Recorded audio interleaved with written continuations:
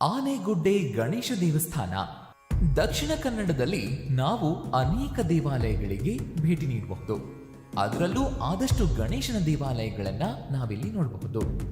ನಾವಿಲ್ಲಿ ಹೇಳೋದಕ್ಕೆ ಹೊರಟಿರುವಂತಹ ದೇವಾಲಯ ಯಾವುದು ಅಂತಂದ್ರೆ ದಕ್ಷಿಣ ಭಾರತದಾದ್ಯಂತ ಪ್ರಸಿದ್ಧಿಯನ್ನು ಪಡೆದಿರುವಂತಹ ಕುಂಭಾಶಿ ಆನೆಗುಡ್ಡೆ ದೇವಸ್ಥಾನ. ಈ ಗಣೇಶ ದೇವಾಲಯದ ಇತಿಹಾಸದ ಮಹತ್ವ ಏನು ಗೊತ್ತಾ? ವೀಕ್ಷಕರೇ, ಪ್ರಣವಂ ಭಕ್ತಿ ಟಿವಿಯ ವಿಶೇಷ ದಿವ್ಯ ದೇಗುಲ ಸರಣಿಗೆ ತಮಗೆಲ್ಲ ಆತ್ಮೀಯವಾದ ಸ್ವಾಗತ. ನಾಡಿನ ವಿಶೇಷ ದೇವಾಲಯಗಳ ಇತಿಹಾಸ ಮತ್ತು ವೈಶಿಷ್ಟ್ಯದ ಕುರಿತು ಮಾಹಿತಿಯನ್ನು ಸಂಗ್ರಹಿಸಿ ಚಿತ್ರಿಸುವುದೇ ನಮ್ಮ ಪ್ರಣವಂ ಭಕ್ತಿ ಟಿವಿ ತಂಡದ ಉದ್ದೇಶ.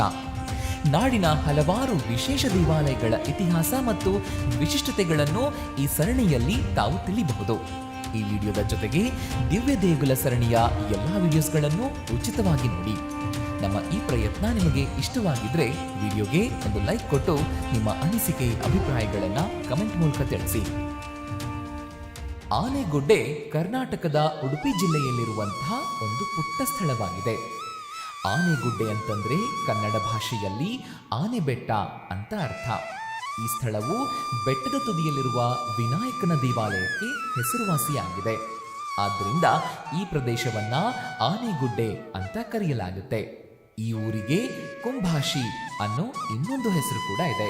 ಈ ಸ್ಥಳಕ್ಕೆ ಮತ್ತೊಂದು ಹೆಸರು ಕುಂಭಾಸುರ. ಪೌರಾಣಿಕ ಕಥೆಯಲ್ಲಿ ಕಂಡುಬರುವಂತಹ ಕುಂಭಾಸುರ ಅನ್ನುವ ರಾಕ್ಷಸ ಹೆಸರನ್ನ ಈ ಸ್ಥಳಕ್ಕೆ ಇಡಲಾಗಿದೆ. ಜಾನಪದ ನಂಬಿಕೆಯ ಪ್ರಕಾರ ಕುಂಭಾಸುರ ಎನ್ನುವ ರಾಕ್ಷಸನನ್ನ ಪಾಂಡವರಲ್ಲಿ ಒಬ್ಬನಾದ ಭೀಮನು ಈ ಗ್ರಾಮದಲ್ಲಿ ಕೊಂದ ಎನ್ನಲಾಗುತ್ತೆ.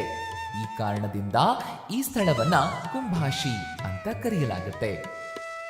ಆನೆಗುಡ್ಡೆ ಮುಕ್ತಿ ಸ್ಥಳ. ಆನೆಗುಡ್ಡೆಯನ್ನ ಮುಕ್ತಿ ಸ್ಥಳ ಅಥವಾ ಮೋಕ್ಷದ ಸ್ಥಳ ಅಂತಾನೂ ಕರೀತಾರೆ. ಈ ಸ್ಥಳವು ವಿನಾಯಕನಿಂದ ಆಶೀರ್ವದಿಸಲ್ಪಟ್ಟಿದೆ. ಈ ಸ್ಥಳವು ಗಣೇಶ ಭಕ್ತರಲ್ಲಿ ಹೆಸರುವಾಸಿಯಾದ ಹಾಗೂ ಪ್ರಸಿದ್ಧಿಯನ್ನ ಪಡೆದಿರುವಂತಹ ಸ್ಥಳವಾಗಿದೆ. ಈ ಸನ್ನಿಧಿಯಲ್ಲಿ ಆಚರಿಸಲಾಗುವ ಪ್ರಮುಖ ಹಬ್ಬಗಳಲ್ಲಿ ಗಣೇಶ ಚತುರ್ಥಿಯು ಅತ್ಯಂತ ವಿಜೃಂಭಣೆಯ ಹಬ್ಬವಾಗಿದೆ. ದೇವಾಲಯದ ಆಚರಣೆಯು ಆಕರ್ಷಕವಾಗಿದೆ ಮತ್ತು ಸಾವಿರಾರು ಭಕ್ತರು ಇಲ್ಲಿಗೆ ಪೂಜೆ ಸಲ್ಲಿಸುವುದಕ್ಕೆ ಬರ್ತಾರೆ. ಡಿಸೆಂಬರ್ನಲ್ಲಿ ಅಂದ್ರೆ ಮಾರ್ಗಶೀರ್ಷ ಮಾಸದ ಅವಧಿಯಲ್ಲಿ ಚಂದ್ರಮಾಸದ ರಥೋತ್ಸವವು ಸಾವಿರಾರು ಭಕ್ತರನ್ನ ಆಕರ್ಷಿಸುತ್ತೆ. ದೇವಸ್ಥಾನದಲ್ಲಿ ಹಬ್ಬದ ಸಂದರ್ಭದಲ್ಲಿ ಭವ್ಯವಾದ ಪ್ರಸಾದವನ್ನ ಭಕ್ತರಿಗೆ ಊಟದ ರೂಪದಲ್ಲಿ ವಿತರಿಸಲಾಗುತ್ತೆ. ಸಿದ್ಧಿವಿನಾಯಕ ದೇವಸ್ಥಾನದ ಇತಿಹಾಸ. ಪ್ರಸಿದ್ಧ ಆನೆಗುಡ್ಡೆ ಸಿದ್ಧಿವಿನಾಯಕ ದೇವಸ್ಥಾನದ ಇತಿಹಾಸವು ಶತಮಾನಗಳಷ್ಟು ಹಳೆಯದು. ಈ ಪಟ್ಟಣವು ಇಲ್ಲಿ ಕೊಲ್ಲಲ್ಪಟ್ಟ ರಾಕ್ಷಸ ಕುಂಭಾಸುರನಿಗೆ ಹೆಸರುವಾಸಿಯಾಗಿದೆ.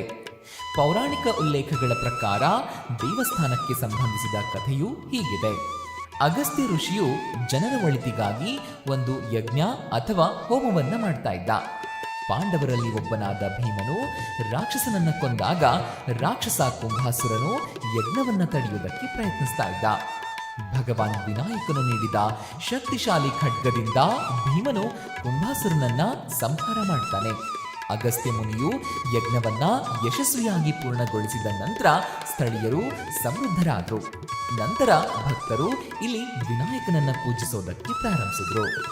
ಸಿದ್ಧಿವಿನಾಯಕ ದೇವಾಲಯದ ವಾಸ್ತುಶಿಲ್ಪ.